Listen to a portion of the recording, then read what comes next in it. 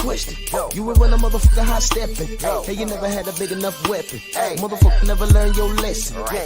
I'm a 88 pack nigga. Woof.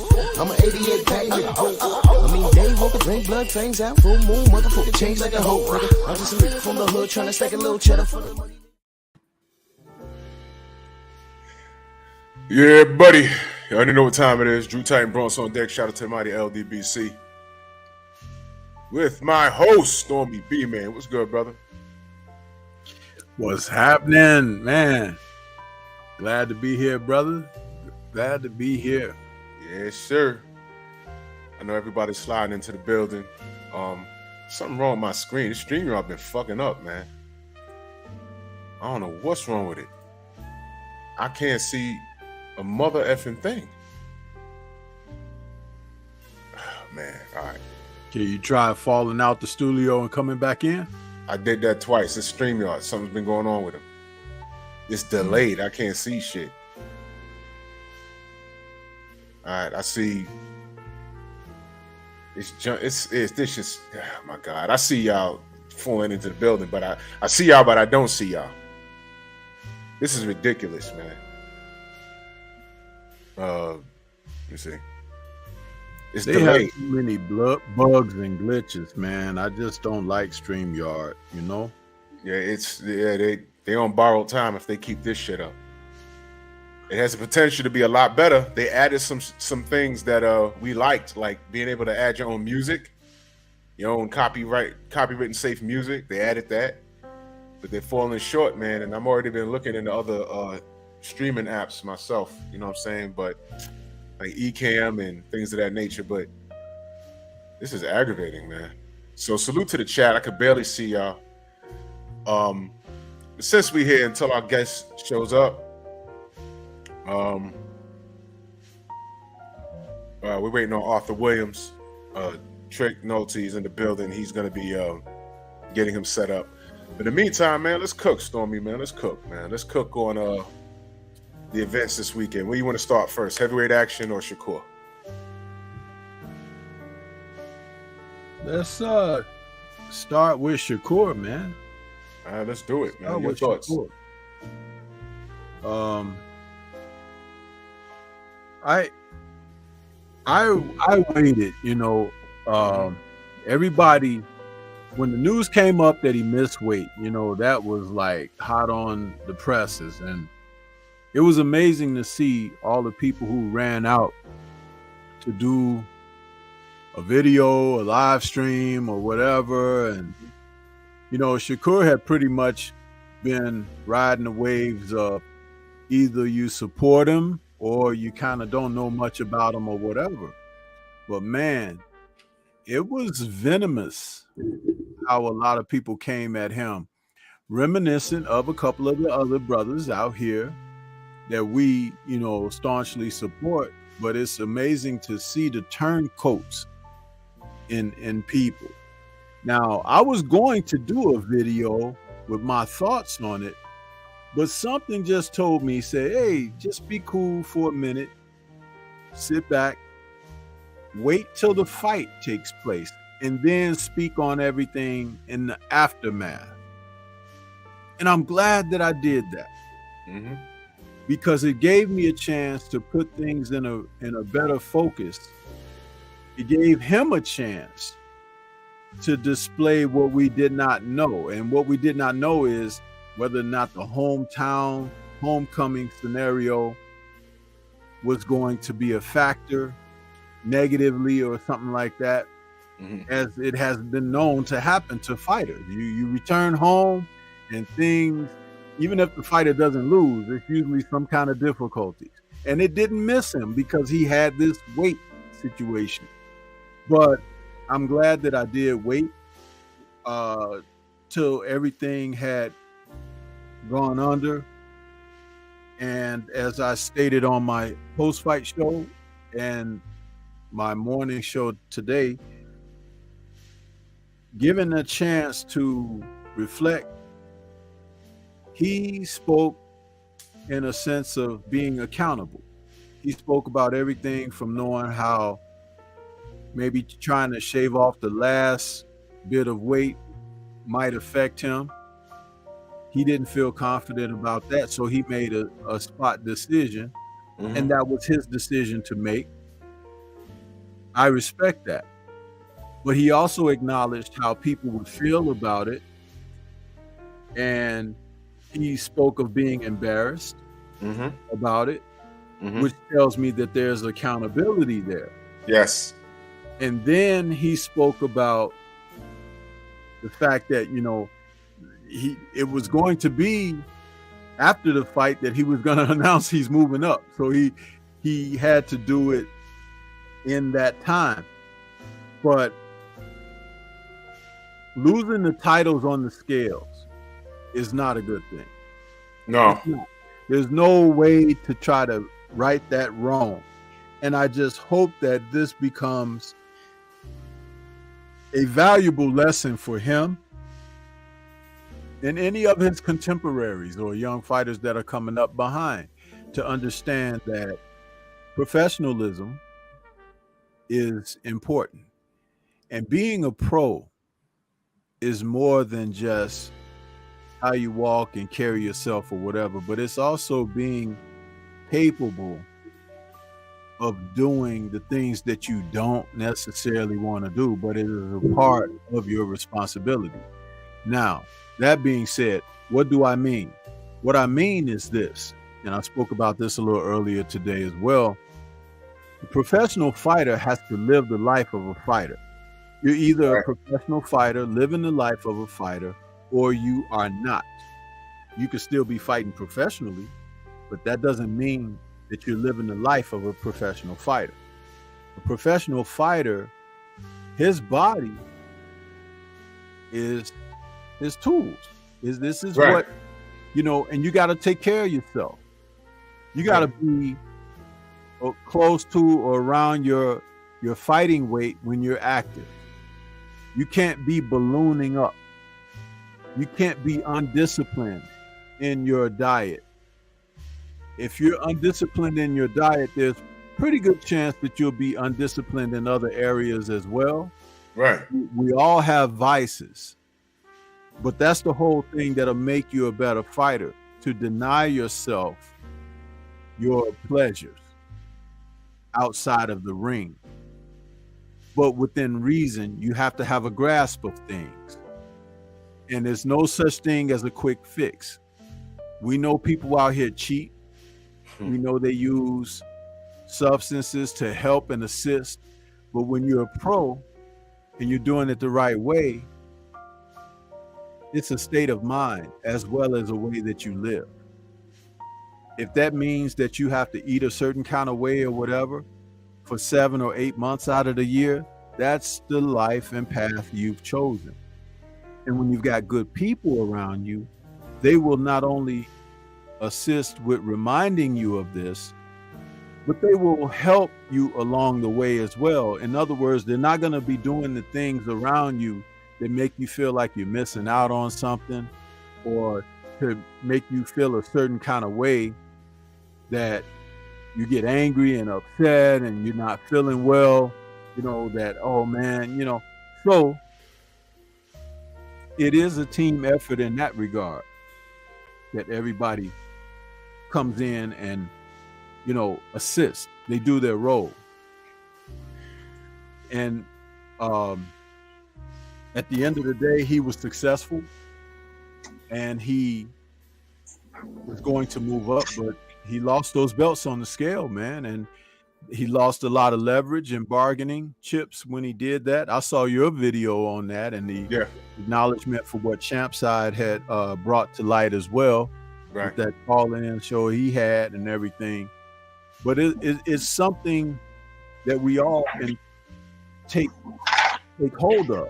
And like I said to you, you know, when we talk, it's like when you're on one accord, you can understand these things, but man, pay close attention to these guys out here who are waiting for somebody to have a setback or stumble or fall, and watch the venom that they attack with. It lets you know about, when I talk about the character of fighters, I can talk about the character of people. Because again, as a coach and trainer in there, I've stated this about people. We have 5 senses, right? And guess what? There's 5 personality types as well, but some might be a combination of 1 or 2. Right. You know what I'm saying? But it is really there to be evaluated, and it's a revealing thing when people show their hand that they've been hiding from you. Absolutely, man. And, you know, going forward. We can get deep into this, but our guest has slipped into the building. King Arthur, how are you, my brother? Yeah, all right. Just here. They talk about boxing. Absolutely, brother, man. Used to watch you on television when you was on, bro. Man, how you been? Yeah, I've been all right. I've been training fighters. That's what I do right now. Trying to make champions like myself, you know. Right. I got a prospect. I think might be the next Muhammad Ali. He's at 17 years old. He'll be here about to get signed up already. Wait a while, to 18 next year or something before you go first. And then Ethan Smith, you'll hear about him someday. So that's all I've been doing, trying to get these guys right. These fighters, ready, become the world champion. Where you training them out of? Where are you training them out of? Training them out of a place called Never Quit Boxing, Las Vegas, Nevada. Right down the street from Taco Boxing. That was the first gym field trip back in '52. Are you on an earpiece by chance? Say it again. Are you talking on the earpiece right now?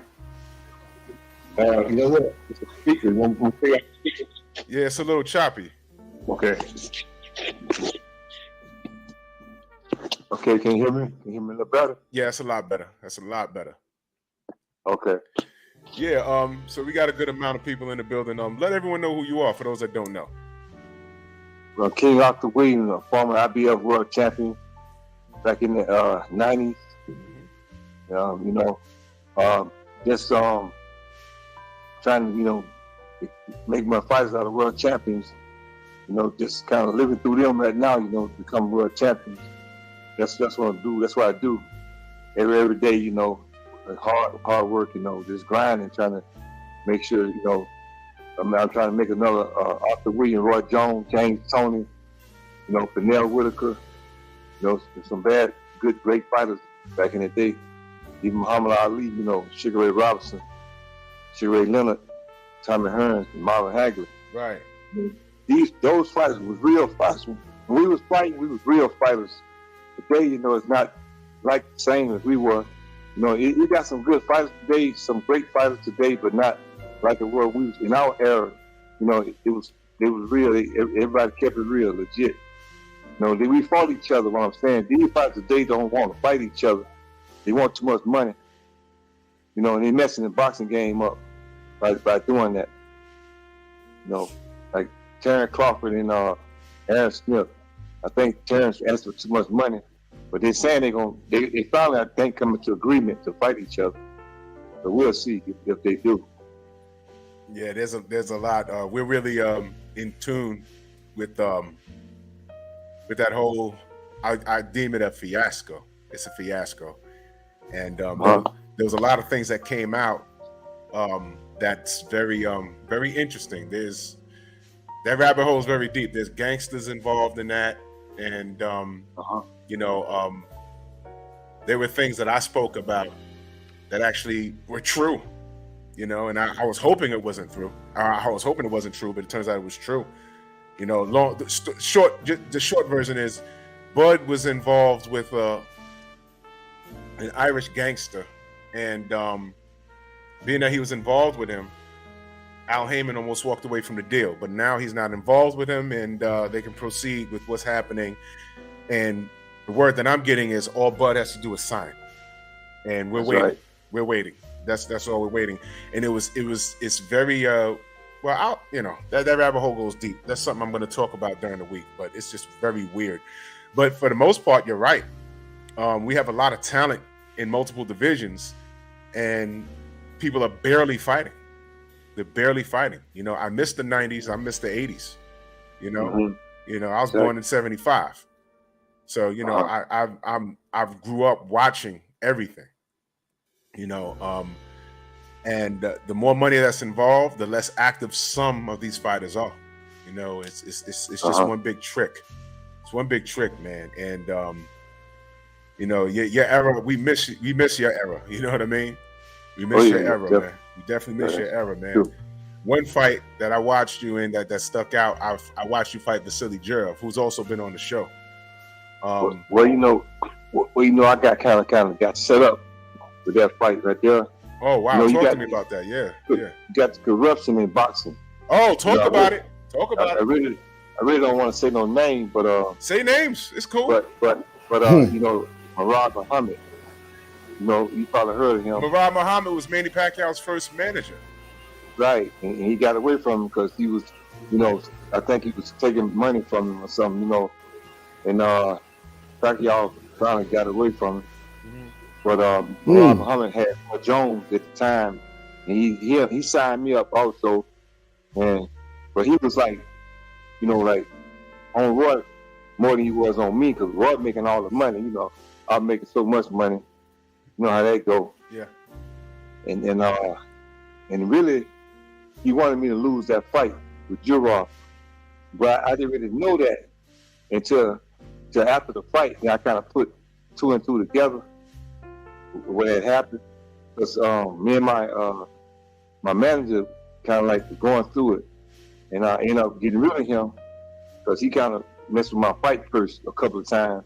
You know, I told him not to, because Murad gave him my check, you know, and I don't know why he did that, and I told him not to do it again. And he did it again, and I went to arbitration. I got the contract from the manager. As soon as I left the manager, that's when Murad took advantage of me. You know, and then on the lawyer, you know, he's supposed to be a sport attorney, and he wasn't on my side. I think the Murad was kind of got in his head too. He like, you know, they was in kind of cahoots, trying to set me up some kind of way. He might have paid the lawyer some money under the table or something. Because I was trying to tell him that I wasn't going to take that fight with Jurov unless it be a rematch clause in the contract. Because we know when you were a champion, you could always have a rematch clause in that contract. And Murad promised me that the rematch clause won't be in the contract, you know, and so I'm training for the fight. You know, I'm training here in Vegas, because Vegas has a training camp out here, you know, called Prince Rants, out there in Charleston, in the mountains. And I was out there training, and then I got a phone call. This was like 2 weeks before the fight, a week and a half before the fight. Rod knew what he was doing. He messing with my head. Him and Roy lawyers, and Roy my homeboy. We grew up together. You know, I think he kind of had something to do with it in a way. You know, Roy Jones. You know, and his dad, you know, he taught me how to fight. You know, from Pensacola. You know, and Roy used to follow in my footsteps at one time, because I'm 3 years older than him. You know, I used to bring him back stuff when I made the USA team. You know, I used to always tell him he's gonna make the team when he get of age, and he did. But he kind of turned on me when he, you know, became famous. You know, and then so Rod, they said he signed him up for a few fights, and then all of a sudden, when I was training to defend my title, Rod, they said he called me a week and a half before the fight, and Eddie Mustafa Muhammad was training me at the time. He had told me we was in the gym, and he was holding hand pads for me, and he said, Arthur, Murad wanted to talk to you on the phone. So I went to answer the phone, and Murad and the Roy lawyers on the phone, talking about they don't know if they could get me the rematch. You know, just a week and a half before the fight. And I was like, what you mean y'all don't know if y'all can get me the rematch? I'm not fighting that guy if y'all don't give me no rematch. I said, I don't know what y'all talking about. So they kind of, you know, disrespected me. They know what they was doing. But I ain't really know what they was doing at first, you know, after the fight. So I said, well, I'm not fighting, you know, if no rematch clause in the contract. So I got off the phone with him. I gave the phone to Eddie. And then went back in the gym and started training. And then I kind of, Eddie would hold the pad for me. And I was kind of frustrated. I missed the hand pad. Eddie was telling me, he said, "Oscar, you don't have to take the fight if you don't want to." I said, "I'll be all right." And then so the next week, the lawyer my lawyer come telling me, he said, "Oscar, Marad said that when you go to Mississippi, where the fight gonna be at Biloxi, Mississippi, at the casino, he say he gonna be in one of the rooms. He said, come to the office and he gonna show you the contract. He gonna show you where it say rematch at. And then because he said he gonna have the rematch on the contract. He said all you gotta do is just look at it when you get to Mississippi, like that. And then so that's what 3 days later I'm flying to Mississippi, me and my trainer. And we get there to the hotel, and then Marad, they called me downstairs like a day later, and he did show me the contract. I did see rematch, but I didn't see other stuff in that contract. That's why the lawyer should have said, Arthur, let me have him to send me the contract, and I'll look over it for you, and I'll look at it for you and make sure everything's legit. But he didn't do that. The lawyer, you see, and I think that he had something to do with it too, and Marad and Roy and all of them together. You know, but I didn't know that until after the fight. So anyway, I'm in Mississippi. You know, I'm trying to stay focused. You know, the weigh-in was like the next couple of days. I go weigh in, and then the next day the fight. And then all of a sudden, I'm in the dressing room warming up, right? And then they sent this lady that worked for HBO. You might have saw, you know, she always had those earphones on all the time on HBO. Blonde hair lady? What was that? She had blonde hair? No, she had dark hair. Right. She kind of slim, like, you know, white lady, you know. But anyway, she came in the dressing room, you know, and I was warming up, right? And then she gonna tell me, Uncle, they want you to come out first. I said, lady, what you talking about? I'm the champion. I said, the champion don't come out first. Come out last. I said, you need to get the fuck out of here and leave me alone. That's what I told her.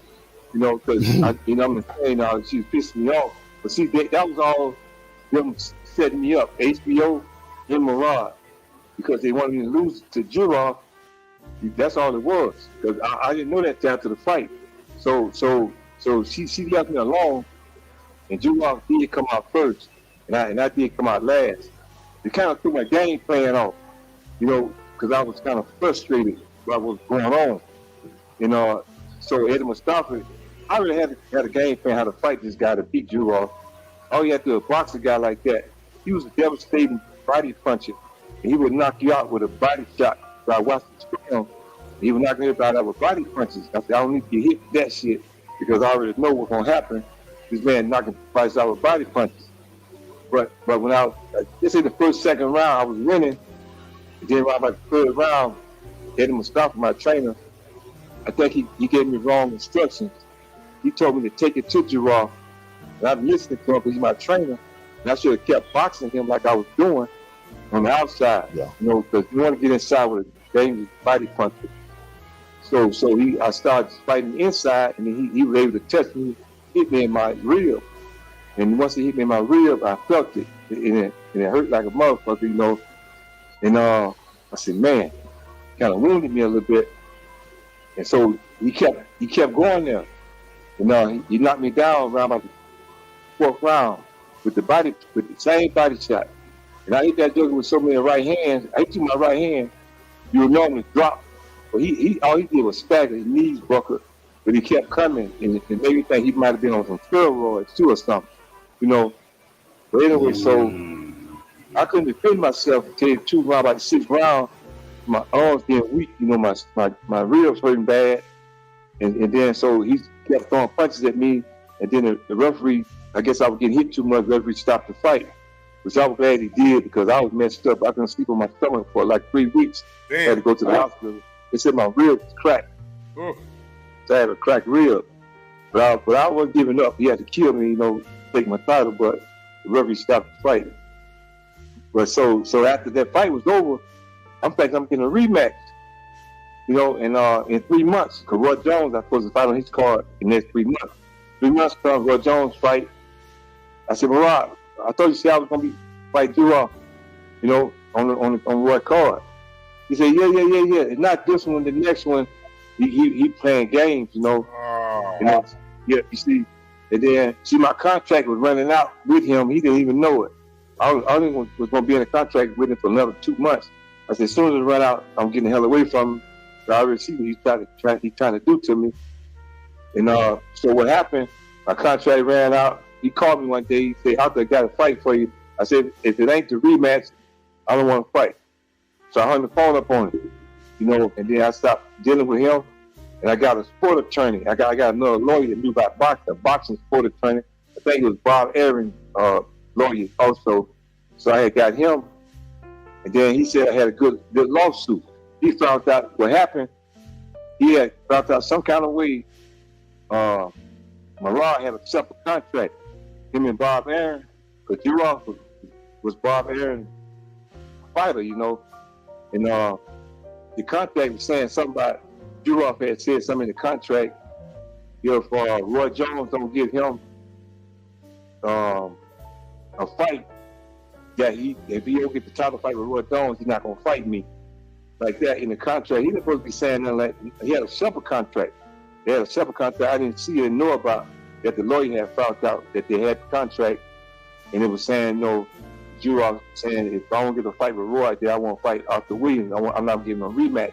And Roy was agreeing with in the contract. So I could have sued Roy and Marah also, but I just decided to sue Marah.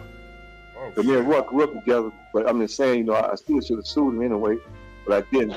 I thought we were still like family, you know.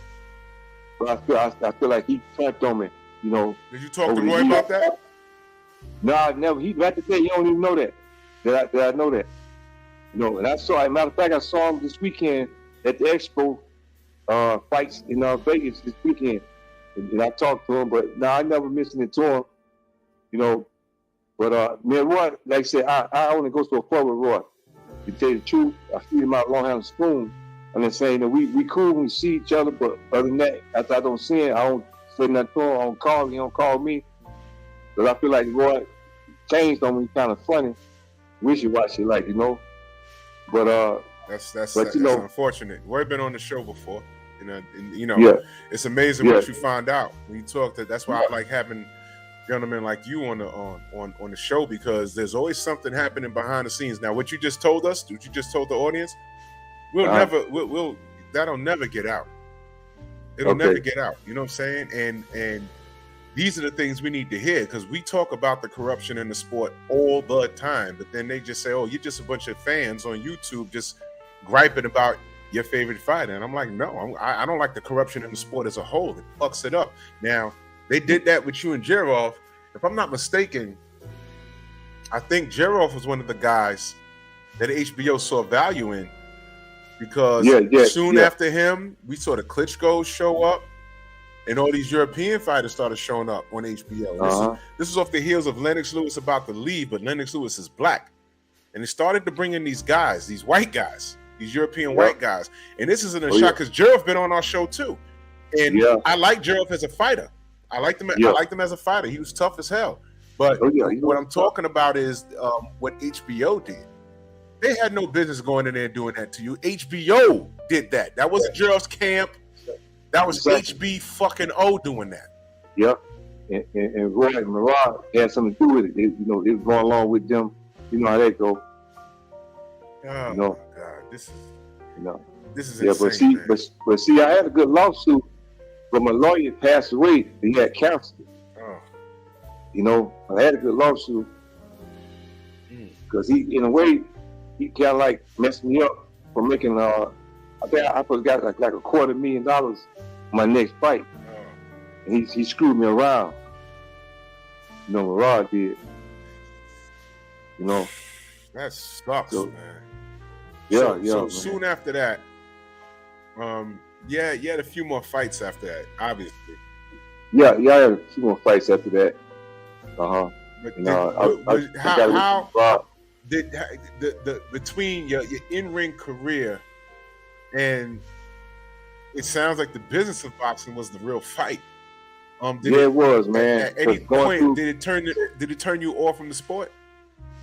Well, it didn't turn me off from the sport, but it turned me off from trusting anybody in boxing. Right. I feel like you can't trust nobody in boxing as long as it has something to do with money. It's like 99% of people in boxing you can't trust, especially these promoters, because they all out to get you, especially if money involved. You know, and then that's what I found out, because Don King kind of did me the same way when I was with him. You know, when I fought Ole Norris, the first fight, Don King signed me up. He brought me out the contract from my manager, and he gave me a signing bonus. And what happened, I was young then, see, and I just didn't know what to do at the time, because I wasn't doing so good at the time. Kind of got me when I was kind of vulnerable. You know, I'm in Vegas by myself. I'm jumping from place to place. You know, because me and my fiance had broke up, and I'm jumping from place to place. So I needed somewhere to go. And then all of a sudden I got the phone call from King, and then signing me up, I'm at the contract, and then Skelly McPherson, he wanted to call me, him and King on the phone, talking to me, asking me, am I ready to fight for the title? I told him, yeah. I said, I've been ready. He said, you want to fight Ole Norris? I said, yes, I'll fight him. I could beat him. And then so they told me to come to the office the next week and sign a contract. And then he gave me a bag full of money, signing bonus. But then he told me, he said, you'll get the other half when you go to San Antonio, Texas. That's where I think Pernell Whitaker fought. I think with that, I don't know if it was Chavez. Or either. It was Chavez. Either Chavez. Yeah, it was Chavez. This guy, I can't think his name right off the bat. It was Chavez. It was Chavez? Yeah. Okay. So anyway, so he told me to come there, and then he'll give me the rest of my money. That's what my manager told me, Sterling McPherson. He ended up being my manager. Because that was Don King's right-hand man at the time, him and Carl King. They ended up being my manager because he tried to keep it in the family. Right. His son the manager, his daughter the manager, and he the promoter. You know, and so he had me to come up there, and I stayed at his hotel up there. And then the next day, I woke up, and Sterling came to get me. He's out there, I want you to meet somebody. So we go to this other room in the hotel, and he introduced me to Panama Lewis and Stacy McKinley and Crack. A guy called Crocodile. He called him Crocodile, what they call him. And he's wearing shades all the time, the dark shades. When he was in Mike Tyson corner, he was the one that come out saying bite. But Tyson used to come out to fight. Mm-hmm. You probably know what I'm talking about. But anyway, I go to the room and meet all those guys, and they supposed to be my trainers, right. Panama, Stacy, and Crocodile. But they don't understand. I already got a trainer. Eddie Mustafa Muhammad was my trainer. See, they kind of tricked me. And they flew me up there, you know, and somebody come get the rest of your money. Now they flew me up there so I could be in the room with them other trainers, like I want them to train me. Because Don King got his own trainers. He control you. He controlled everybody. That was Don King was doing. So I told him, I said, I got a trainer. So I had walked out the room, and then the next day, Eddie Mustafa, he was up there. I was walking down the sidewalk from the hotel room, and I heard somebody call my name, and Eddie Mustafa was in a van. He said, Arthur, what you doing here? I said, these fools tricked me up here to sign me up. They want to be my trainer. You know, Don King did that. He said, I got something for them motherfuckers. That's what he said, you know. and then so, but you know what? The next day, Eddie, I talked to Eddie, right? And he was all cool and calm. He was saying, don't worry about it. It's all good. He said, you good. What happened, I think they paid him some money. Uh-oh. But he didn't worry about training me no more. He said, stay with him. They had to give him some money. And I know that's what happened. Then so anyway, so after the fight was over with, I flew back home the next day or two. Now I'm getting ready for the Ole Norris fight. Now I'm in a tune-up fight. I had a tune-up fight first, then Ole Norris next. So I fought Ole Norris at the MGM Grand, and on Showtime. And then you know, he hurt me the first round, you know, because I thought the ropes were close to me, and I reached out in the back of me and tried to grab the rope and almost stumbled down. And I was covering with a good overhand right. So my glove touched the canvas, so he called it a knockdown. Yeah. And that was the first round. But after that first round, I beat the hell out of him. Every round. I almost knocked him out 3 times. I hit him with the left hook. They thought I had a good right hand. I hit the left hook. He stumbled back, you know, and then I kind of threw kind of some weak punches. I was throwing too fast, but not hard. Sitting down on him. And then he got away. And then I stayed around about the 7th out of 8th round. I hurt him again with a right hand. And I hit him so hard, he was going down, but he reached down and put my leg up and tried to throw me out the ring. You know, and then, you know, there's all kind of crazy, weird things was going on. But, you know, if I knew they was going to take the fight from me, God knows I would have knocked him out. But I knew I had won at least 10, 11 rounds. So I was just trying to, you know, not to get knocked out and just keep, you know, hitting on him, keep beating on him and building up points. And that's what I did. And then after the fight was over with, they went to the scorecards. And then we walk around the ring. And then I said, man, they're taking a long time. I said, Carl, he was my manager, him and Sterling. I said, Carl, you know what? They're going to rob me, man. They taking too long. They was changing the scorecards. That's what they was doing, see.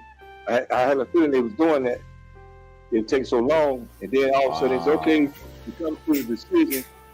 And then they call it a split decision. And one judge had it for me, the other judge had it for him. The other judge gave Patricia Jordan. She only gave me 2 rounds. So she was the one, I think, they corrupted her. I don't know if they gave her money or whatever they did.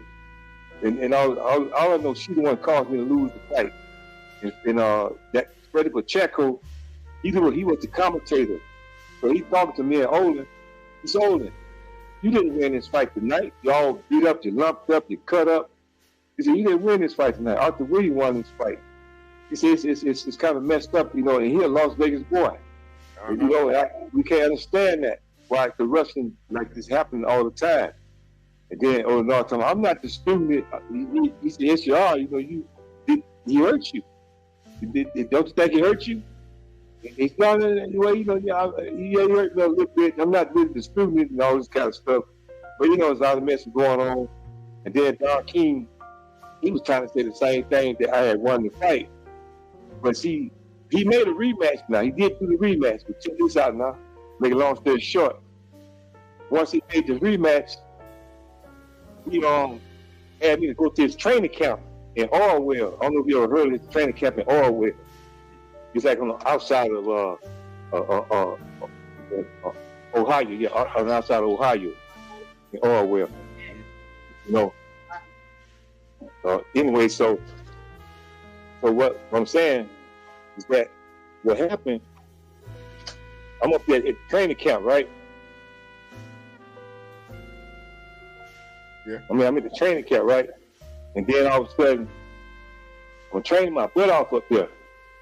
You know, training hard as hell. You know, and then all of a sudden the fight get postponed.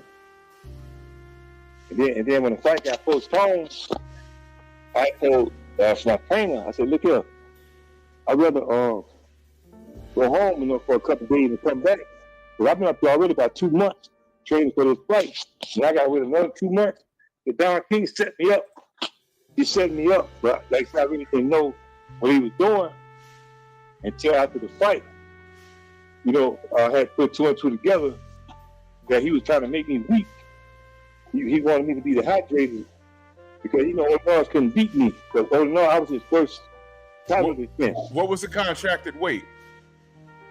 The contract weight at that time was 190. And they wanted you to come in lesser than that? No. See, remember I told you when Don King, he had postponed the fight. Right. So that it didn't want me to stay at the training camp to keep training. And I really was up there too long training.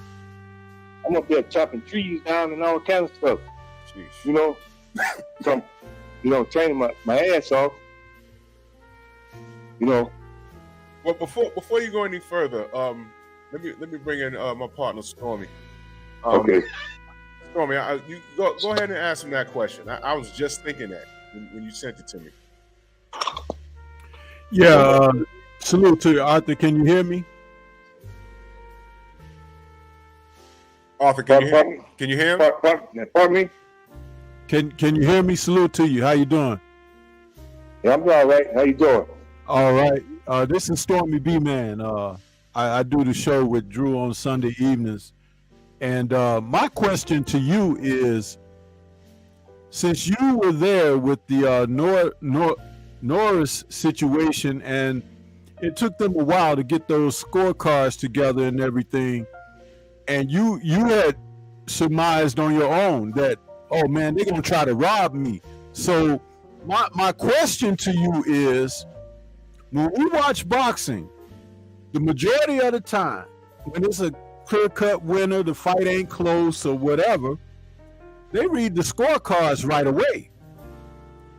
Are we to expect that they're doing some funny business with the scorecards when it takes them a while to come up with the verdict for the fight? That's my question to you.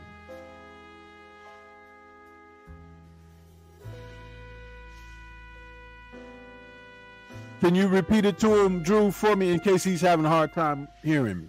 Yeah, what he's asking is, when they take long, because when a fight is done, it's done. When if it's an 8 round, a 10 round, a 12 round, when it's done, it's done. Once that bell rings, the judges say, okay, 10-9, 10-8, 10-7, 10-10. You know what I mean? Yeah. But when the cards are taking extra long to be handed to the announcer, are we to expect that there's some corruption going on? That's exactly, believe me, that's exactly what they be doing. Because I've never waited that long after a fight for a scorecard for them to announce the winner. And I've had a gut feeling when they was taking that long, I was going to get robbed. And that's exactly what happened. They called it split decision, and they gave it to him. And the people was booing in there because they knew I had won. Everybody was booing. And then, instead of Pacheco came, he was in the bathroom. He gave me the scorecard, how he scored it. He said, I asked you, what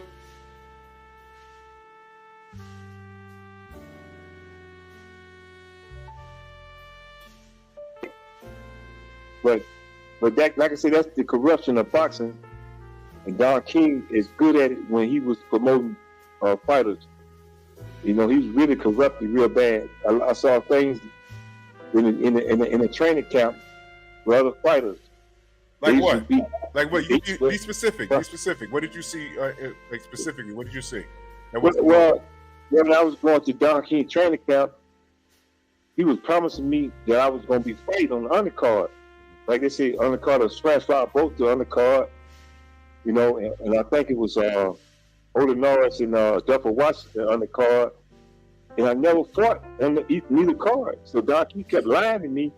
Every time I went to the training camp about 3 times, I'm at the training camp sparring all these big guys like transfer both these big heavyweights. And then I never fought on the undercard. So I figured out that Don King trying to make me a sparring partner. Because then the other guys in the training camp, they was complaining about Arthur. That Don King got us sitting around on the shelf and not fighting. And these guys could be number 1 in the world, number 2 in the world, right? And getting ready to fight for the world title. See, Don King had probably about 200 fighters at that time. And he really didn't care about nobody but money. That's the only thing he really cared about. And he will cuss you out in a heartbeat if you don't listen to him. He had everybody, on pins and needles, like, and I'm just saying, on their toes. But see, I figured out what he was trying to do to me, so I finally managed to get out the contract. I had to talk to Mark Ratner, the boxing commissioner in Las Vegas, about how he was doing me. And I said, look here, I'm not fighting. See, he got me sitting on the shelf, look like, make me out a sparring partner. I said, I got to feed my family too. And then Mark Ratner said, what I'm going to do, because he kind of liked me, I liked him. To me, he's the best boxing commissioner in Las Vegas. Mark Redden. He's the honest one that I know. The other one I think was kind of crooked. But What he was was his name? The crooked one. What was his name? Shoot, I can't think his name out the top. They got rid of him a long time ago. I can't think his name out the top. But it was him and another one before him. But Mark Redden is the only one I can remember because man, we always talk all the time. That's why I can remember him, Mark Redden. But he had went over to the UFC boxing. Mark Redden, he's not a boxing promoter no more. I mean a man. A commissioner, boxing commissioner. No because more. I did a video on it, y'all. There was what was the guy's name that stepped down in Vegas? Yeah, because I think he was stealing money. There's a lot of shit. He was overlooking a lot of shit. Vegas is not safe to fight. It's not a safe place. Yeah. It's not a safe place at all. It's cricket people. Everything going on like that. Yeah. But see, Mark Redden wanted me to get out that contract, the boxing commission. But he gave me a form, like a release form. And I had called Carl King and I told him, I said, I want out the contract, man. I'm tired, man. Y'all not fighting me. You know what I did? I went over their head and I called my friend Jerome Coffey. He used to be a fighter himself. He had boycotted the Olympics. He was getting ready to go to the Olympics. I think it was back in the 80s. But he's my friend. We got the same manager. And he lived in Canada. So I called him because he trained fighters there. He got a good promoter there. So I said, Coffey, let me come up there and fight on the card. Because King, he put me on the shelf, like that. And then he said, okay. So I went over his head, went over there, and I had my first fight over there, and I won the fight. And I didn't care if they knew about it because I felt like that at the time because they weren't doing it right. And then that's when I talked to Mark Redden. And Mark Redden gave me the form, the release forms. I'll just get them to sign this because they'll be here. The Shakur is getting ready to fight next month. So I called Carl King and I was telling him about it. I wanted to be out the contract. And matter of fact, I had one of my partners call him too. I think he kind of threatened him a little bit. So I'm trying to get out this contract, everything, because I got to live too, Right. And then so Carl King knew I wasn't playing around, and so they finally said, okay, we're gonna release you when we get to Vegas. I'll sign it. So I waited till when they got here. And then Carl King, I seen him go to the bathroom, and I followed him to the bathroom. I said, King, you say you're going to sign it. They waiting on you at the table, Mark Redden, for you to sign it. He said, all right, I'm coming. So he finally came out, he did sign it. And I felt so good at the time when he did it, because I was released, from all that I was going through with them. And I saw a lot that, he wasn't doing his fighters right, and holding them back. That's what Carl King do. Right. He has some fighters, he don't care. And then when he released me, I think about 3 months later, I ended up calling Carl King, asking something about a fight. And then he was asking me, you want to fight this fight coming up with us? I said, well, if it makes sense, I probably will. Just give me enough time to get ready. And then all of a sudden, Carl King called me 2 months later. He said, then you say you want to fight? I said, yeah, if it makes sense. He said, okay, I got you a fight. I said, when the fight gonna be? He said something about in 2 weeks, right? I said, that's not enough time to get ready for no fight. I said, I'm not taking no fight no 2 weeks.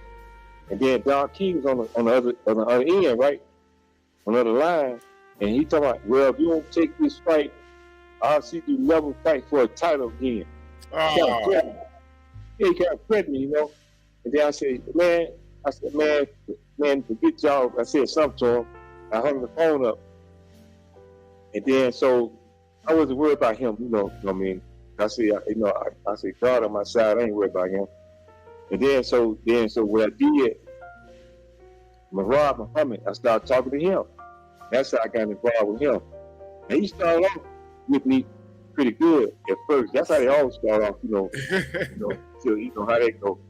And he got me a couple of tune-up fights. And then we ended up signing with another guy Oh, that's right. Before I know what happened, but I told Rob Muhammad, I said, I'm not going to sign with you right now. I said, let me think about it. I signed with a guy named Apollulo. You ever heard of Apollulo? Arthur Luau? Apollulo. Kalulu. Yeah, I have. Yeah. I have. Now this guy, this is the rest stuff. You know, so I ended up, my manager, you know, he was kind of green to the boxing game, you know. I kind of taught him the ropes a little bit, you know. And so I said, look at it. I want you to negotiate some of these fights for me. So you got to talk to these promoters. I introduced to all these people, you know.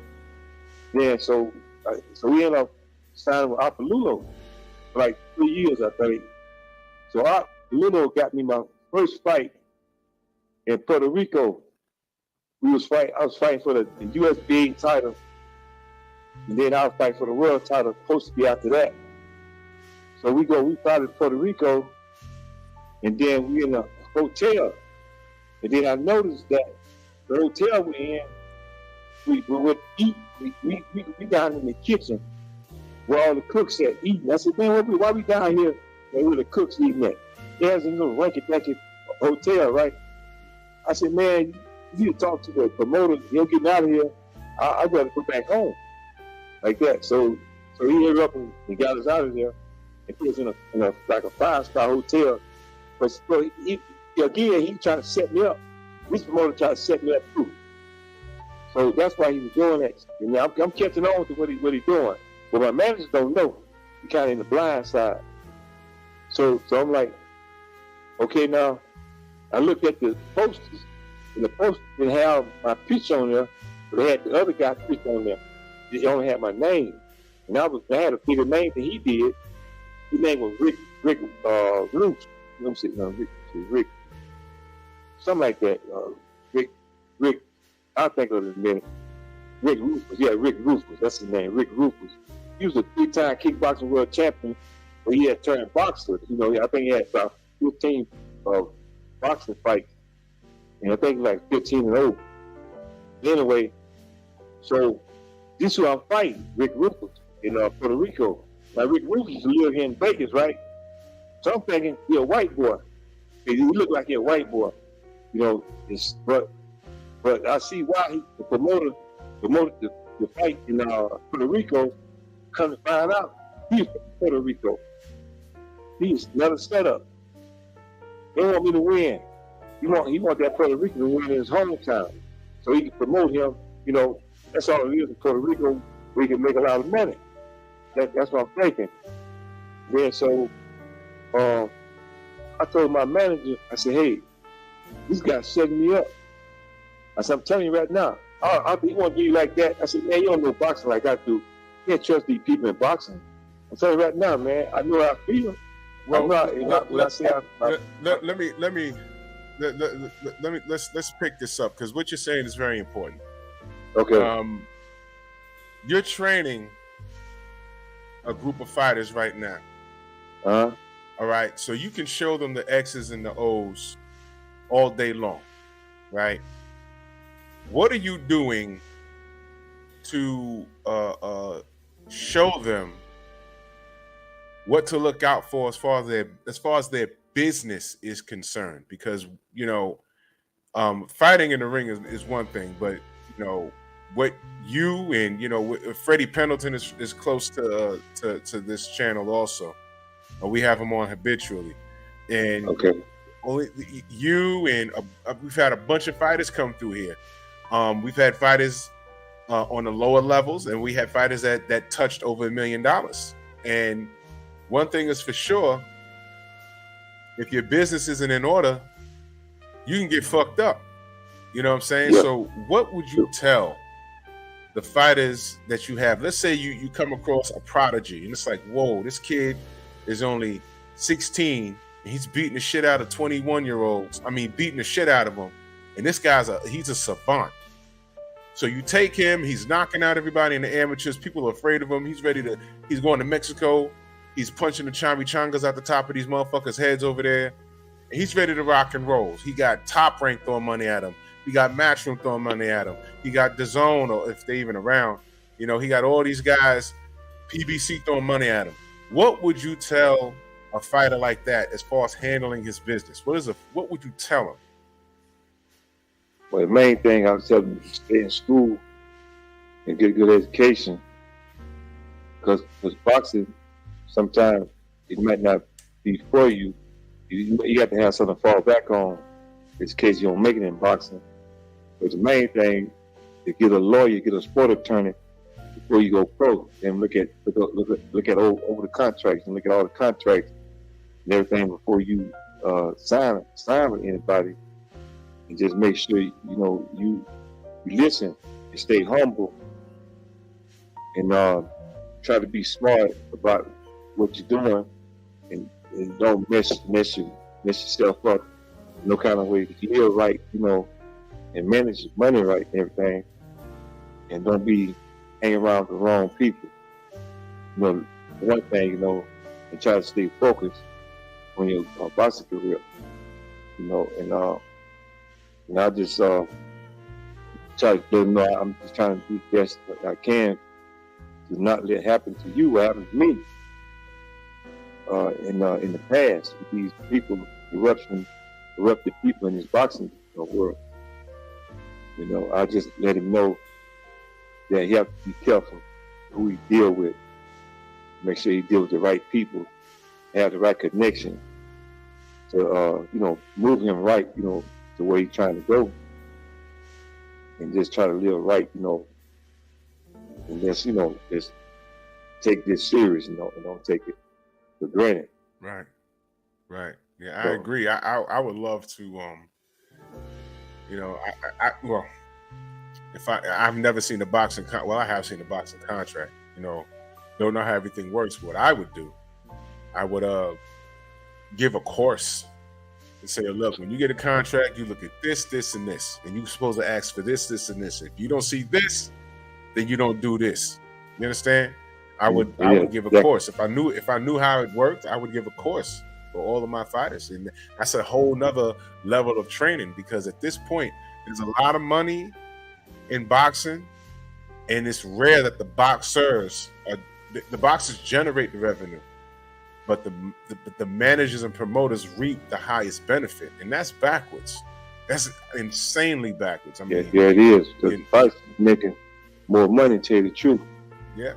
I mean, now we got managers and promoters that are just around making. A fighter generates $5 million, he gets 900,000, and manager or promoters they're getting the millions.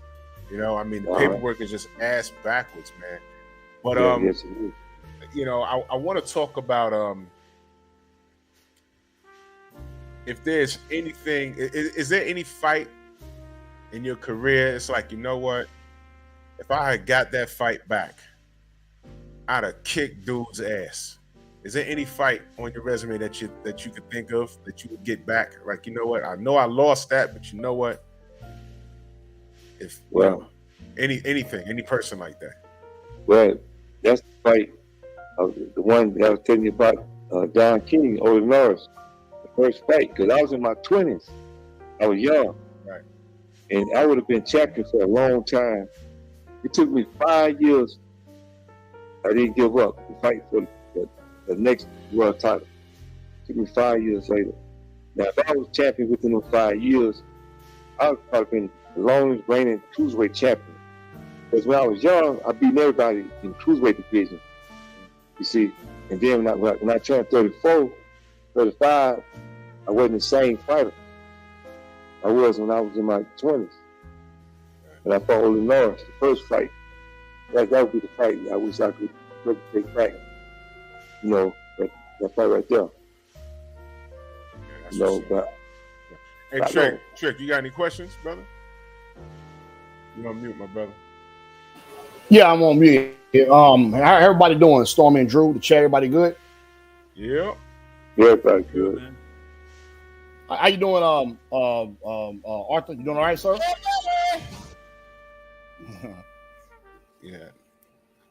Yeah, I got a question, Arthur.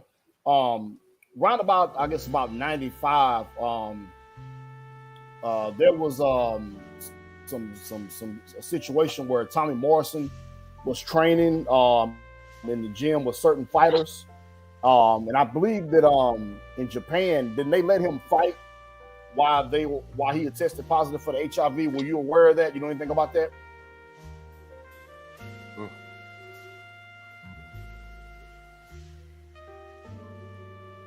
Arthur, you heard that question? Can I say it again? He wanted to know when was there any concern? I mean, Tommy Morrison, when he tested positive for the HIV virus, I think he was allowed to fight in Japan, but you had been sharing a ring with him. Was there any cause for concern when that news came out? Yeah, we were concerned, but they really shouldn't let him fight. Tell the truth, if he did have that, he got approved by another country, I think, or something. It's Japan, like that. I think, because he's taking a risk to getting with him when he did say that he was positive, but he was trying to say he wasn't. But you know how that is. They kind of like was going along with him because people was behind him. He probably had some important people behind him, and that's why they probably let him to fight again. The boxing commission or whoever over there. It's the powers that be, man. If it makes dollars, it makes sense, man. That's amazing. Mm-hmm. So in a handful, how many fighters do you have under your wing, and who should we look out for in particular? In what weight class? Well, right now I have I train 10 fighters all together, 2 pros and the rest of them amateurs. I have a pro fighter. He just lost. He was 9-0, but he got robbed his last fight. So I try to tell him, man, you gotta let your hands go more. I try to tell him, he was a prospect, but the main prospect I have right now is this young kid I was telling you about. Everybody looking at him right now, like you said, top rank, and PBC. A lot of these promoters trying to sign him up right now. He's just 17 years old. What weight class? Right now, he fought his last fight. He fought at 65, but now he's still growing because he's taller than me now. He's about 6'3", and so now he's going up in weight. His next fight gonna be 75. Oh, sure. Because what it is, in December he's fighting the qualifiers to make the USA team. So he have to be either 75 or 56. But he'll be too weak to go down to 56. So I just told him to fight at 76, and he should be able to make the team around December. And he won't be 18 until March. And then he said he want to go pro because what it is, amateur boxing worse than professional boxing at times too. Both of them corrupted, but they robbed a lot of these kids. They're selling their dream and stuff, because he got robbed at least 3-4 times. He should have been on the USA team, but he didn't know they were going to take it from him. You know how they go. But this time, we ain't playing around. Come December, I want to put the boy in the hospital, but we're going to have to definitely do some damage to somebody come December, because we're not going to accept another loss right now because he got to make that team. I want him to make the USA team. That way he get more recognition when he fight international. That's what I want him to do before he go pro. Fight some international fights and possibly go to the Olympics. But he said he'd rather turn pro because he's tired of getting robbed.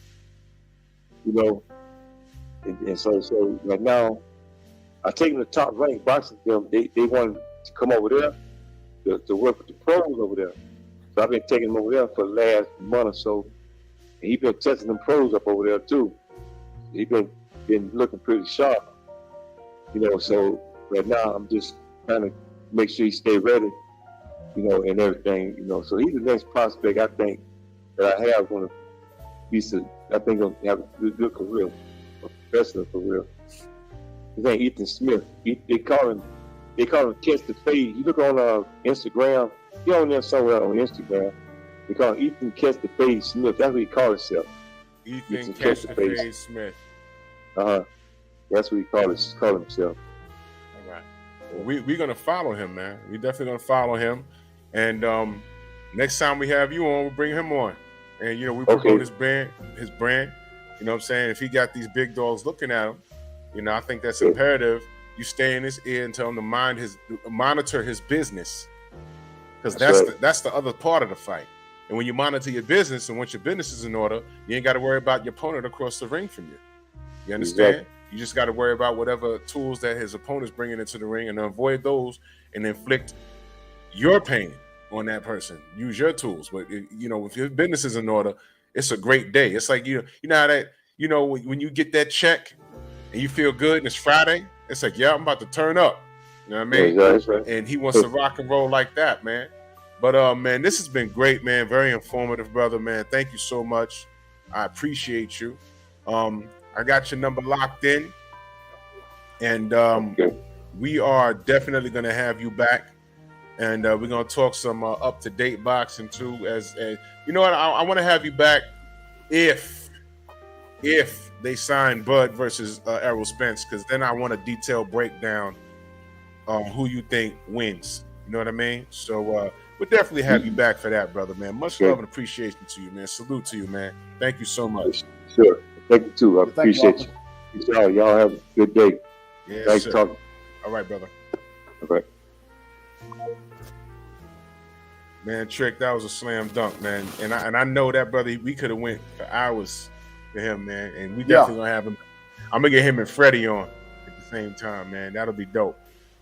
Well, when I spoke with him about a couple of weeks ago, same thing, man. I could have stayed on the phone with him for hours, man, just listen to him talk, man. And he's breaking down his career, things that happened to him, and it's sad that a lot of times, we get these fighters on here, man, and they got to talk about the bad side of boxing. It's more, you think it'd be like this the good, this the bad, but it's more like this, you know what I'm saying? It's never in between, right. You know what I mean? Yeah. So, and why is every time we get somebody on the show that and they talk about Roy, it's never nothing good. It's always something bad. You notice that? Roy won't let him warm up. Yeah, Roy won't let him warm up. Roy didn't want to fight him. And Roy did some shady stuff behind his back with Murad Muhammad. I mean, wow, come on. I mean, Murad Muhammad, and that was crazy, man. Yeah. That, bro, that was the yo, listen, man. Murad Muhammad, for those of you that don't know, was the original person working with Manny Pacquiao before he buddied up with goddamn Bob Arum. Mm-hmm. And that shit was just crazy, man. But look, yeah, I'm see, it's guys like that. I'm sure that they've learned from their mistakes, and I want to make sure that these guys, they pass on all of their mistakes to the people that they're mentoring right now. It's bigger than in the goddamn in the ring, man. If you ain't got your business in order, then it's not gonna make sense. You know what I'm saying? So I mean, look, man, that was a dope find, man. I remember watching the Vasily Jirov fight. There's always some shit. There's always some shit in the wings, man. There's always some shit in the wings, and you got to talk to these guys that you used to watch on Friday night fights, Tuesday night fights, just to know what the fuck was going on. And you always find out something. And you're right, man. This is like the third time you spoke to somebody that had something negative to say about Roy. Ain't that weird? That's bugged out to me, man. That's really bugged out to me. You know what I'm saying? My chat was messed up, so I couldn't see all of you. It's crazy. It's just popping back up right now. I see my brother Supreme Beast in the building, Johnny QT Hunt, Sheena, Salute. You know what I mean? That was another slam dunk, and I know his connection was kind of messed up, so he couldn't hear you and he couldn't hear Stormy. You know what I mean? But Man, another slam dunk, man. I know we were kind of low on the numbers that I did see because everybody's on right now. I think Blue Blood is on too, so that explains it. That's my guy, man. That's my guy. And the general, his show don't count because he's talking about dogs, y'all. You know what I mean? So if y'all want to talk about dogs, y'all head up over there. But real quick before we get out of here, man. Trick, your thoughts about the two fights this weekend, Shakur and then Joe Joyce. You know what? I'm gonna take it back a little further. About a couple of months ago, man.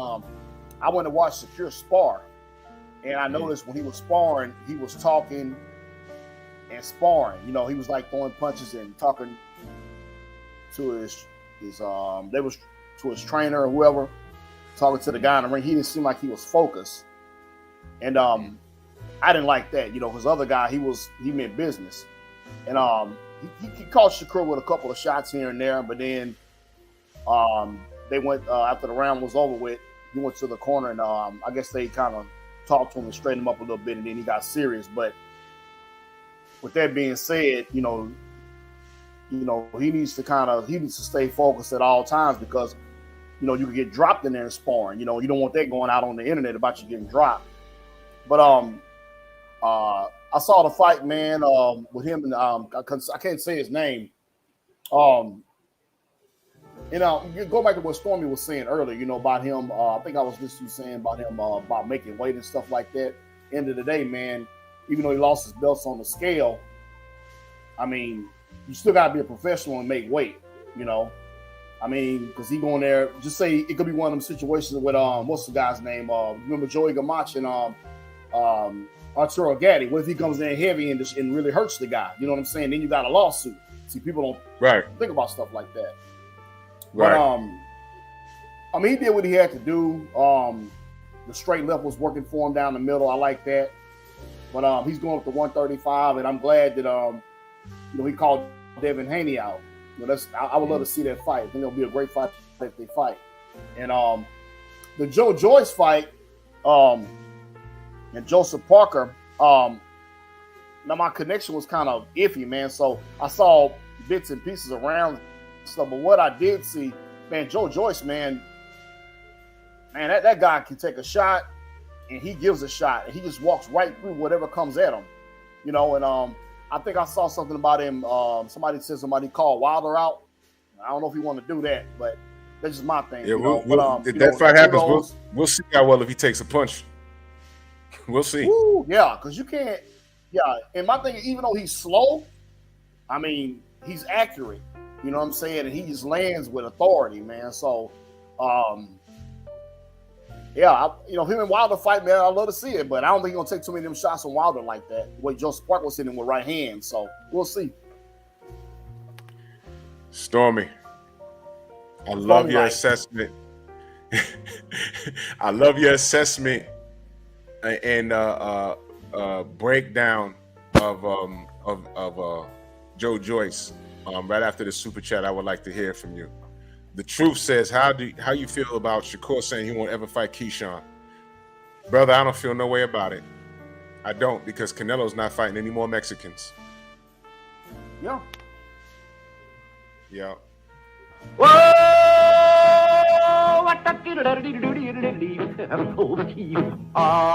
What? Fair play. Rambo. I hope they don't fight. Jerry. I hope they don't fight. Fair play. You dig? So, you know, salute to you, The Truth, in that super chat. I don't. You see, I ain't saying anything about it. You know, I mean, Black Americans, they don't need to fight each other if they don't want to. You know, so Stormy, your assessment on Joe Joyce. Hey, before I give that, let me say this and then cue up the old guy singing this. Maybe that's why Bud and Spence ain't fighting. Whoa!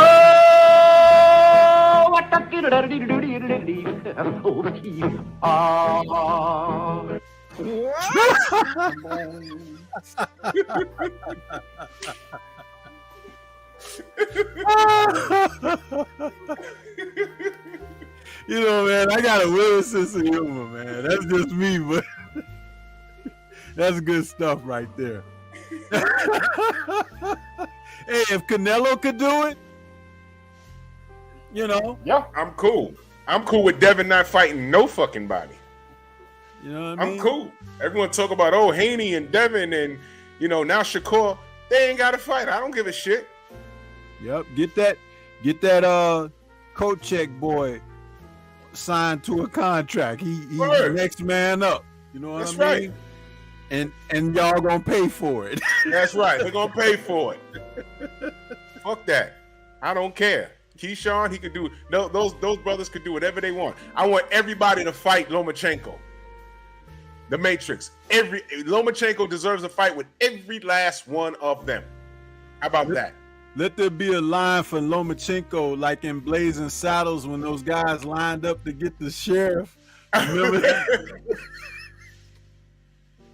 It was a long line, man. It was like everybody was like, "Yeah, we gonna get that shit. We gonna fuck him up." But hey, let me get talking about Joe Joyce, man. Yeah. Listen, people are gonna learn sooner or later, man, but maybe not, because everybody ain't gonna make it. But Joe Joyce has something in this particular era that a lot of fighters had, going back a couple of eras where we saw like Lennox and Ray Mercer and those guys, that era. You know, he has a stern resolve. He believes in himself.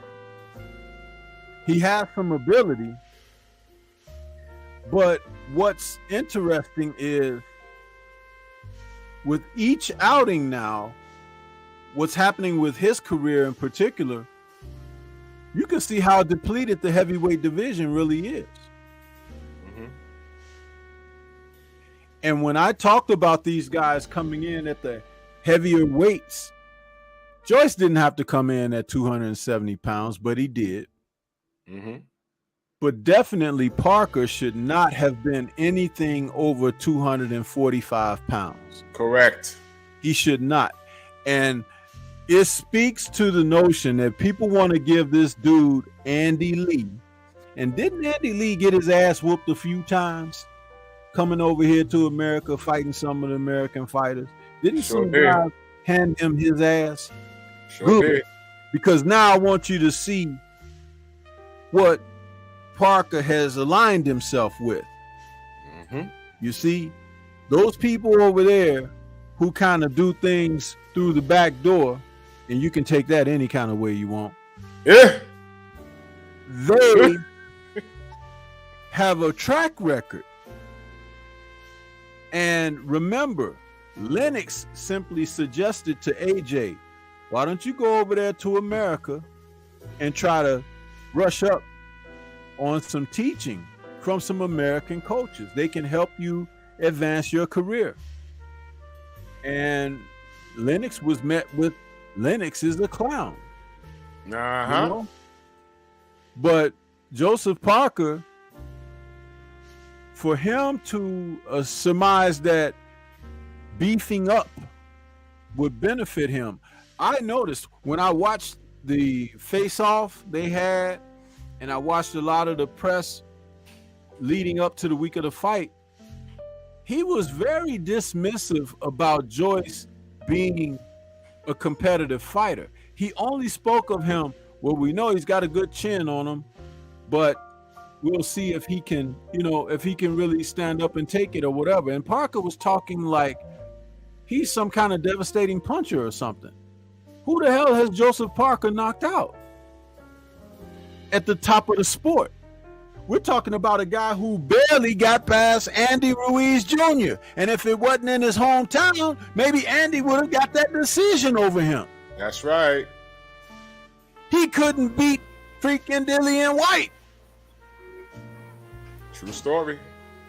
And he was neck and neck with Chisora. And Chisora got what, 80 losses on his record now or something? So it's like, who does Joseph Parker think he is? This is why I said, when you get in there with Joyce, he gonna beat you up. He gonna beat you up. Losses. Yeah, and that's exactly what happened. Let me tell you something, guys. Everybody in the chat, everybody that's listening out there, peeping through the blinds and behind the bushes. Now, see, look at that. Drew is 6'2". Parker is supposed to be 6'4". No. But you guys look more along the same height and everything. But I want to say this. He's about 6'2" and a half, maybe 6'3". Yeah. Maybe. But I want to say this. Joe Joyce, and a lot of people accuse him of being slow.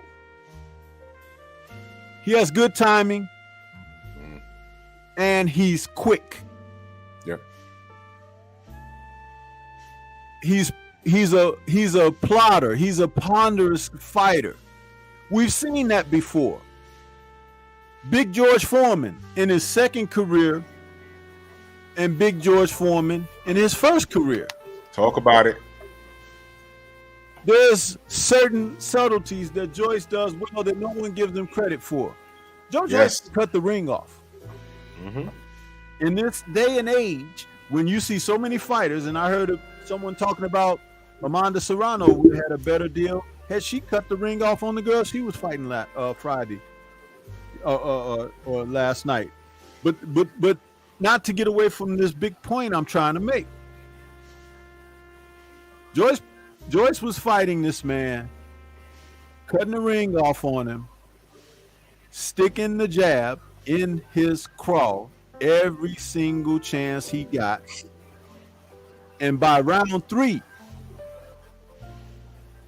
Parker's nose was busted up. You never seen Parker hurt like that. Yeah, by round 3. And I started smiling because I'm like, no, I'm not making a joke here. I'm being very serious when I say this, but it is funny. Sounds fucked up. He talked all of that talk, and not like a braggart, but he talked this dismissively of Joyce. Dude, I don't take punches in the ring for a living, but my clear consciousness tells me that Joe Joyce is a dangerous man. He's dangerous. Yeah. And Parker, putting on that excessive weight, couldn't get the hell out of the way. So now that he's taking these shots, okay, and found out, oh snap, the guy can cut the ring off. What the hell were they doing in the gym? What was he doing? What was his tactic and strategy? Because if you notice, the first round, Joyce kind of was like feeling him out, seeing what he had to offer and everything. Then boom, round 2 happened, and all of a sudden he started closing the gap, cutting the ring off and everything. And all of a sudden Parker's options were very limited. And guess where he kept Parker? Right in the triangle that I call it, where the ring post is. Corner, yes. In the corner. And he was going right triangle. And when side you side. got a guy in that area, the ring becomes extremely small for the guy who's under pressure. Because depending on the size of the ring you're working with, you got about 4 feet before you arrive in the danger zone there. Joyce kept him there all night. Now I'm going to ask you guys a trivia question. The fight just happened. Y'all saw what happened at the end. He got knocked out. Where did he get knocked out at? Left hook in the corner of the ring, the triangle. Where he was all fucking night. Now, could Parker have gotten out of the way? No, because he kept him there all night long. Why was Parker there? Because he didn't understand the science. He didn't know the things to do to get himself back. Parker's back should have always been toward the center of the ring or moving back toward the center of the ring. Boxing 101, people. If Joe Joyce was piecing this guy up, and he's gonna piece a lot of them up the same way, because the teaching isn't there. And check this out. We know he's ponderous and plotting with that jab. Boom, boom. But there was a couple of times that Parker threw some hard shots at him, right? And nailed him, hit him a good shot or whatever. Did you see Joyce come back with combinations? Yeah. So the man got hands. Is it safe to say, Stormy, he's a bit of a throwback fighter? Oh, yeah. You can put him back in the 90s. He's one of the ones you can put back in the 90s. Yeah. And timing negates speed. And I learned that. I not learned it, but I understood that with him, and I was able to apply it with him after the Dubois fight. Because on paper, I'm like, Dubois wins this. But then when you started watching the fight play out, you're thinking, how's this happening? But then when you've been in the ring or you watch it on a technical standpoint, I figured it out as the fight was happening. And I said, oh, shit, I had Joyce all wrong. I had him pegged all wrong. And I said, oh, man, this guy's dangerous. He could take a punch. He's a big guy. He's strong as fuck. And nobody stopped Joe. Like I was telling you, Stormy, on the phone. Joseph Parker's been in some wars. I've never seen him look panicked like that. He was panicking, like, oh, shit. I didn't know it was going to be like this. The body punches alone had him doubling over, man, and showing that, like Andre Ward likes to talk about, the body language of he looking to get out of there now. Yeah. Only thing is, Joe Joyce doesn't appear to be a masochist. It's like he good hurting you, beating you up, and battering you. But like Tyson said, and I keep repeating his quote, tough guys get hurt in this sport, man. Yeah. You got to be smart, not tough.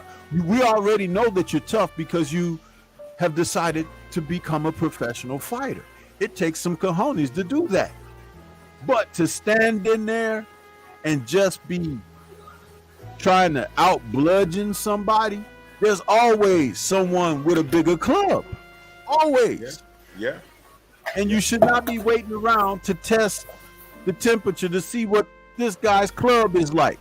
I've seen what Joe Joyce, when he defeated Danny Dubois, it was an interesting thing because Dubois didn't have the experience. That's right. To be in there with someone like him. But it was a good fight nonetheless. But he took Dubois to school. But I'm going to tell you something about another fighter, an American fighter, Big Baby Anderson. He'll do the same thing to him. He'll do the same thing to him. And he might hurt him worse than Parker or Dubois because the boy is smelling himself. He got a machine behind him. He's fighting a lot of guys that can't fight. Yeah. And you know what, Stormy, his last fight, I don't even know the dude who he fought, but that dude, he looked good in spots against Anderson. And they blamed ring rust.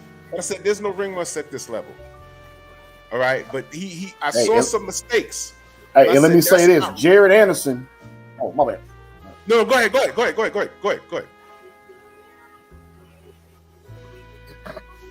You know what? Whenever I see Jared Anderson, he reminds me of a young, cocky Chris Bird. A young, cocky Chris Bird. And when Chris Bird got in there with Akabel Bucci, guess what happened? He got his head knocked off. That was fucked up. I see where you're going with that too. So, yeah, when I see Jared Anderson, I don't know why I just think of Chris Bird for some reason. He's young and he's cocky. Well, he has a machine behind him. And I'm glad that he has a machine behind him because we need that. I need him to remain focused. And in the event, now's the time for a guy like Joe Joyce. Now is the time for him to bring his ass over here. Right now. And start calling out these names. There's nothing wrong with that.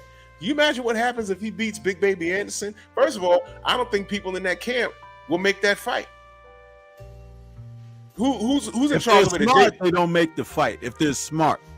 They don't make That's Jay Prince's guy, right? He's with Jay Prince and those guys. Yeah. They don't make that fight. They don't make that fight. Listen, if y'all listening, don't make that yet. Don't do it.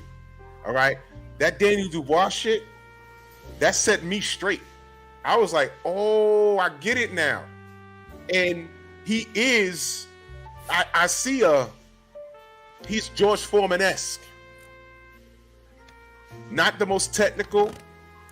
He can get hit, but old school George with the even new school George, he was hittable. You could punch him in the face, but George had a great chin. You could tap him up. The Ron Lyle fight, he got dropped, but he got up. That was hard. George Foreman was a motherfucker.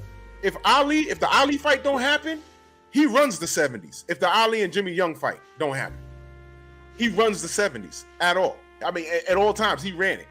If the Ali fight don't happen, the Jimmy Young fight don't happen, Ali runs the 70s. That's it. He runs the 70s all through the 80s.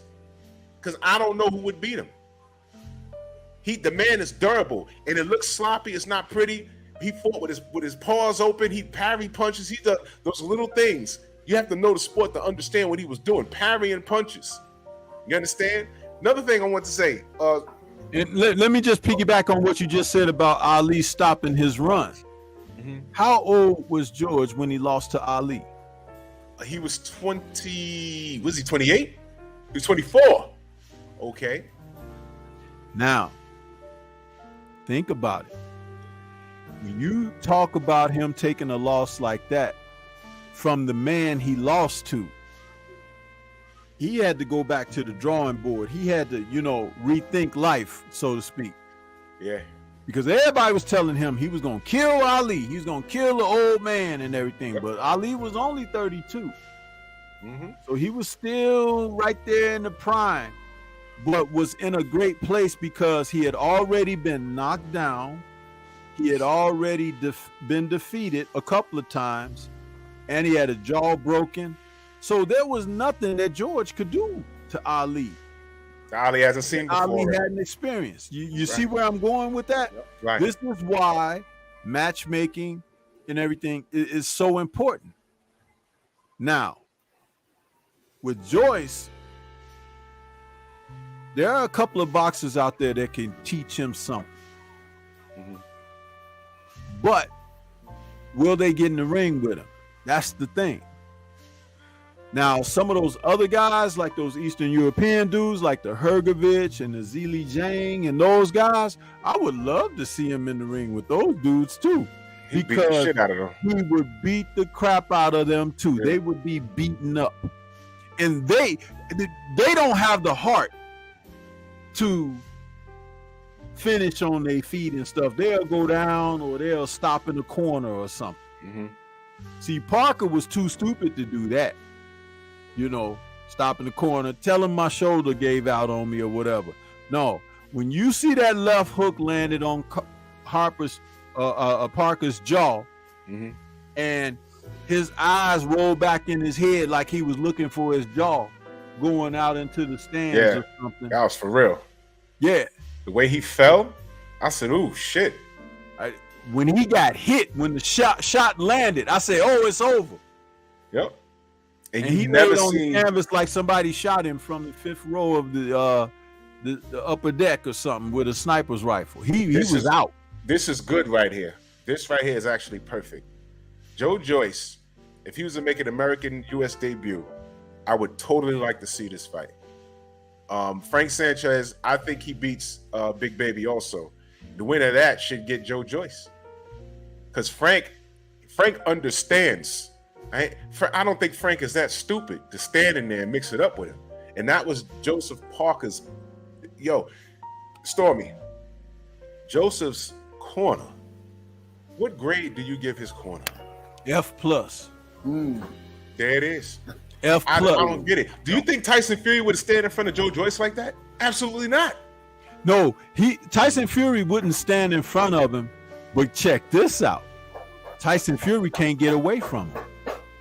Because he's too fucking big. No. Because the man can cut the ring off. See, Fury, don't forget, he's a bigger target. Fury is not a Fury is not an athletic dude. Fury is 6'7", slew-footed, and knock-kneed. Yeah. Nobody has exploited that. Joe Joyce can exploit that.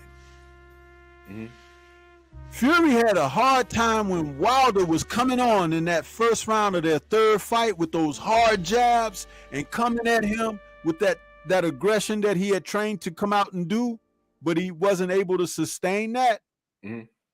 That's Joe Joyce all the fucking time. Yeah, this guy's a problem, man.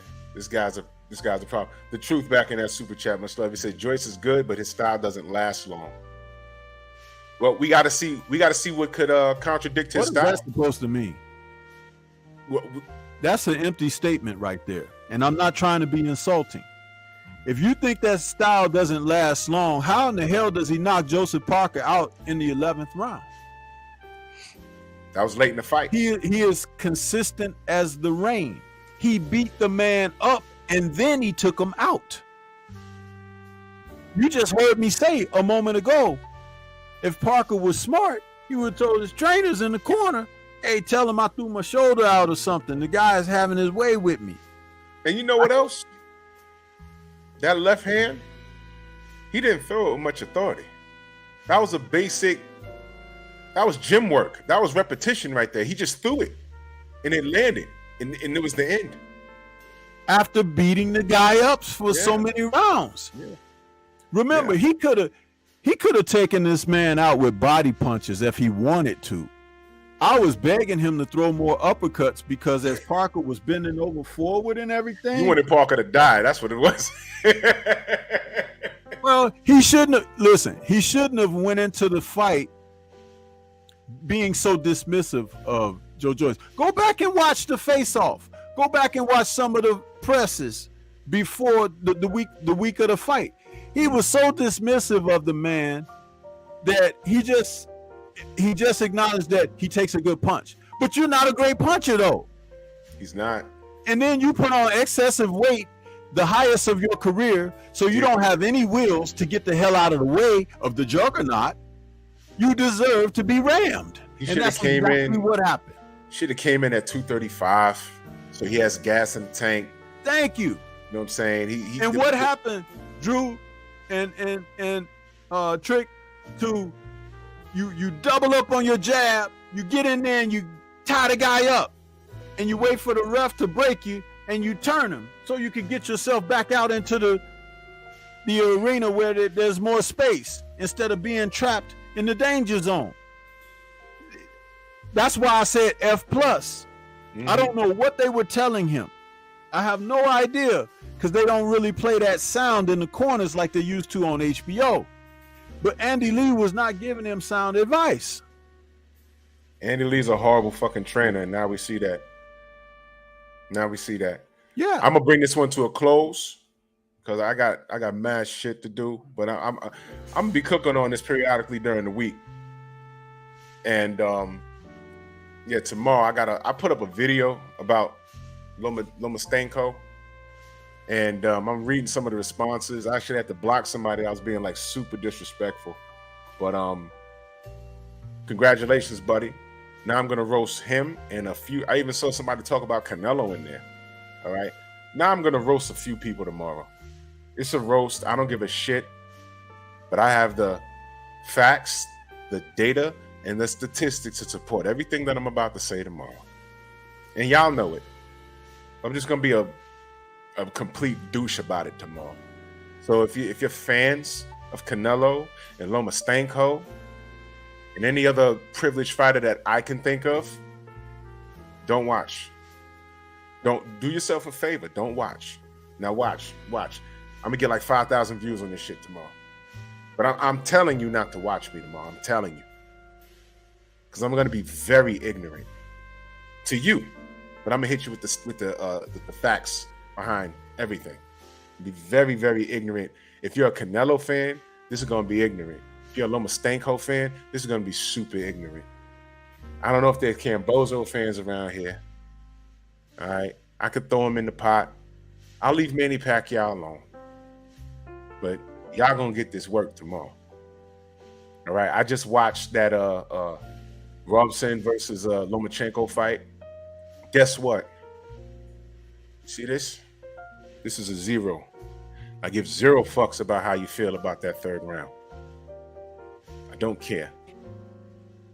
I don't care. Robson got robbed. All right. Y'all want to talk about robberies? I was making a stink back in what year was that when Roy got robbed? 1980 what? Seoul Olympics? 88. 88 Olympics. Nobody ran get out of bed the next morning and they said, no, guess what? You won it. They didn't do that for him. They did it for Vasily Lomachenko. And you know what when I was listening to? The person calling that fight was on Lomachenko's dick the whole time.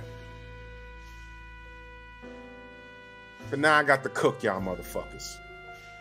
You know what I'm saying? Oh yeah, we could throw some Valdez in there, Valpeds and shit like that. We gonna get to it.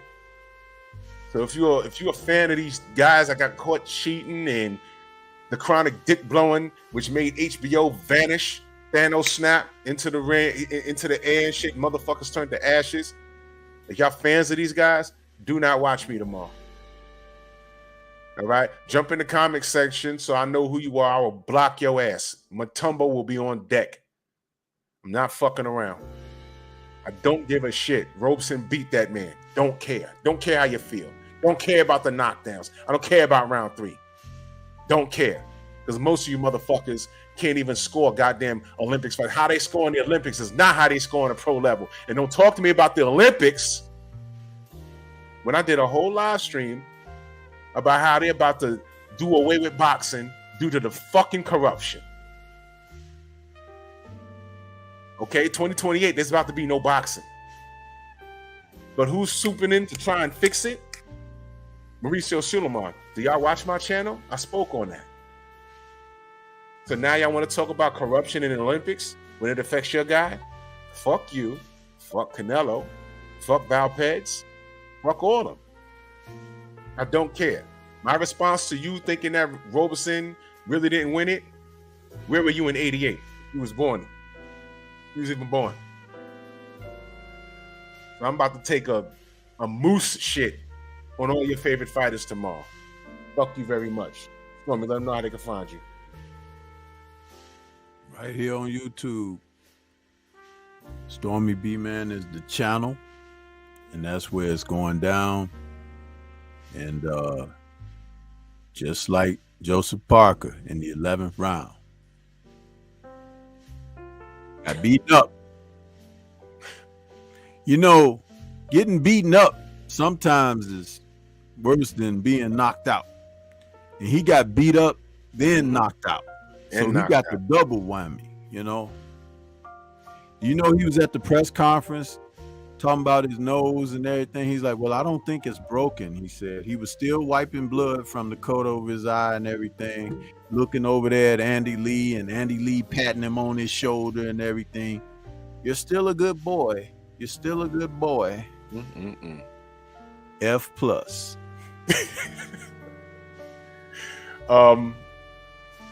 Noise on Culture tomorrow. Painful Excellence podcast tomorrow night. Y'all know the drill. Salute to everybody in the Venmo, the Zelda, Cash App, Super Chats, man. Much love to all of you, man. We take time out to do this for y'all, so we appreciate it. And we'll catch y'all on the rebound, man. Bronx on deck. Move! Why are you gay? Who says I'm gay? You are gay.